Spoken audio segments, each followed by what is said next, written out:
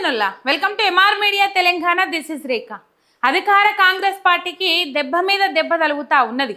ప్రజల నుంచి వ్యతిరేకత, కాంగ్రెస్ పార్టీలో ఉన్న నాయకుల నుంచి వ్యతిరేకత. ఈ తీవ్రమైన వ్యతిరేకతతోని ఏమైతా ఉన్నదంటే కాంగ్రెస్ పార్టీని వీరి వేరే పార్టీలో చేరుతా ఉన్నారు కాంగ్రెస్ పార్టీ కీలక నాయకులు. రైట్, రేవంత్ రెడ్డి సీనియర్ నాయకులను ఏరేద్దాం, సీనియర్ నాయకులకు ఎరవేసి అవతలికి పడేద్దాము, ఆపరేషన్ సీనియర్స్ అని చెప్పేసి పెట్టుకొని పోయినప్పటికీ కూడా మొత్తం మీద చాలా మంది అసంతృప్తితోని ఉన్నారు.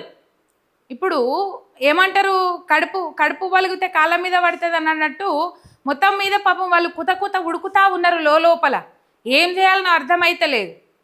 జగిత్యాల కాంగ్రెస్ పార్టీకి ఎదురు దెబ్బ దాకింది, రేవంత్ రెడ్డికి ఎదురు దెబ్బ దాకింది. జగిత్యాలలో మరో ఎదురు దెబ్బ దాకింది రేవంత్ రెడ్డికి, కాంగ్రెస్ పార్టీకి అనే చెప్పుకోవాలి. జీవన్ రెడ్డి పోయినందుకే అధిష్టానం క్లాస్ తీసుకున్నది రేవంత్ రెడ్డికి. ఏం చేసినావు నువ్వు, అసలు ఎందుకు బుజ్జగించలేకపోయినావు, ఎందుకు ఆయన పార్టీ మారుతుండని తెలిసినప్పటికి కూడా సైలెంట్గా ఎందుకు ఉన్నావు అని చెప్పేసి ఢిల్లీకి పిలుచుకొని మరి మల్లికార్జున ఖర్గే అక్షింతలేసిండు. ఇట్లా సీనియర్స్కి రెస్పెక్ట్ ఇవ్వకుండా సీనియర్స్ని కలుపుకొని పోకుండా పోతే చివరికి కాంగ్రెస్ పార్టీలో ఎవ్వరు మిగిలరు, నువ్వు నేను తప్ప అని చెప్పేసి మల్లికార్జున ఖర్గే తీవ్రమైన వ్యాఖ్యలు చేసిండు రేవంత్ రెడ్డిని పిలుచుకొని. జీవన్ రెడ్డి తర్వాత అదే బాటలో చాలా మంది జగిత్యాలలో కాంగ్రెస్ పార్టీని వీడుతూ ఉన్నారు. మరో ఎదురు దెబ్బ దాకిందని చెప్పుకోవాలి. ఈ దాదాపు జీవన్ రెడ్డి ఈ 20 తారీఖు నాడు బీఆర్ఎస్ పార్టీలోకి పోతాడు. దాదాపు కన్ఫామ్ అయిపోయింది. కేసీఆర్ను కలిసిండ్రు, భారీ బహిరంగ సభ ఏర్పాటు చేస్తూ ఉన్నారు. అది జగిత్యాలకు దగ్గరలో ఉన్న లక్ష్మీపూర్ దగ్గర పెద్ద భారీ బహిరంగ సభ నిర్వహిస్తూ ఉన్నారు.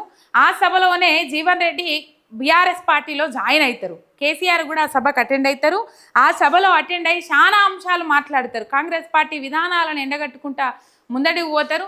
ఇక అదే రోజు ఒక కార్యక్రమం పెట్టుకున్నాడు కదా రేవంత్ రెడ్డి, పాపము మేడిగడ్డను సందర్శిస్తాడట.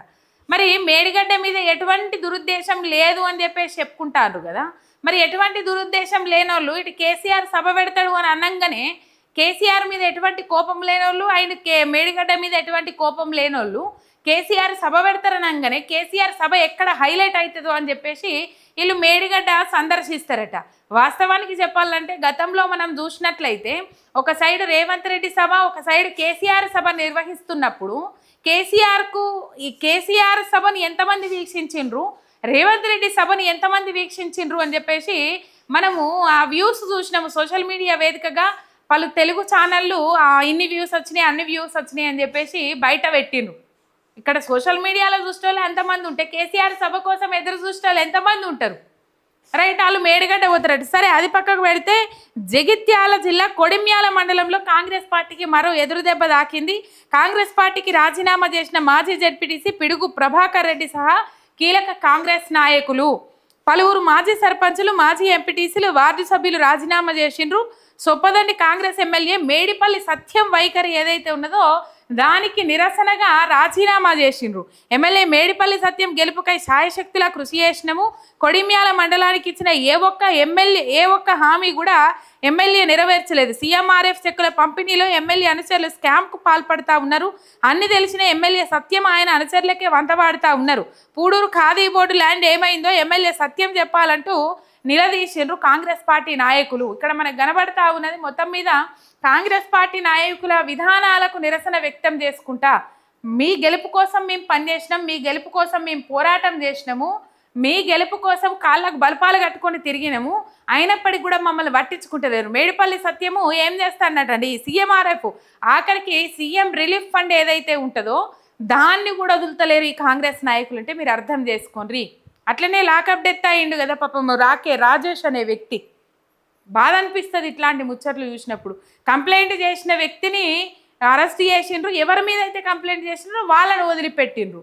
అట్లనే లాకప్ డెత్ అయిపోయిండు రాజేష్ అనే వ్యక్తి.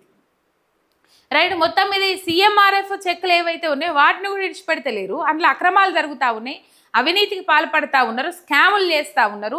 అవన్నీ మేడిపల్లి సత్యంకు తెలిసినప్పుడు కూడా వాళ్ళు స్కాములు చేస్తున్నది అనుచరులే కాబట్టి ఆ అనుచరులకే వంత పడుతూ ఉన్నారట. అందుకే మేము కాంగ్రెస్ పార్టీలో ఉండలేము, అసలు కాంగ్రెస్ పార్టీ ఇచ్చిన 6 గ్యారంటీలను ఎవిటిని అమలు చేస్తలేదు, వాళ్ళ గెలుపు కోసం పనిచేసిన మమ్మల్ని అసలే పట్టించుకుంటలేదు అని చెప్పేసి నిరసన వ్యక్తం చేస్తూ కాంగ్రెస్ పార్టీకి రాజీనామా చేసిండ్రు. ఇక ఇట్లా దెబ్బ మీద దెబ్బ పడతానే ఉన్నది కాంగ్రెస్ పార్టీకి. నేను చెప్పినా కదా, తెలంగాణ రాష్ట్రంలో తిరోగమనం నడుస్తూ ఉన్నది.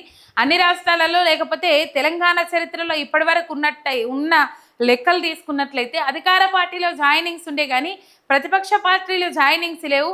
అధికార పార్టీని వీడి ప్రతిపక్ష పార్టీలో చేరుతున్నారంటే అర్థం చేసుకోవచ్చు ఏ విధమైన తిరోగమనం నడుస్తూ ఉన్నది. కాంగ్రెస్ పార్టీ మీద ప్రజలకే కాదు, ఆ కాంగ్రెస్ పార్టీ నాయకులకు కూడా ఎంత వ్యతిరేకత ఉన్నది అనేది. నాయకులు కూడా ఎంతగానో సఫర్ అవుతా ఉన్నారు కాంగ్రెస్ పార్టీ విధానాల వల్ల, రేవంత్ రెడ్డి విధానాల వల్ల, అండ్ కాంగ్రెస్ పార్టీ ఎమ్మెల్యేలు మంత్రుల విధానాల వల్ల అనేది ఈ ఒక్క ఎగ్జాంపుల్తో మనం అర్థం చేసుకోవచ్చు. ఒక సబ్స్క్రైబ్ చేసుకొని సపోర్ట్ చేయండి. మీ ఎంఆర్ మీడియా తెలంగాణ చినార్.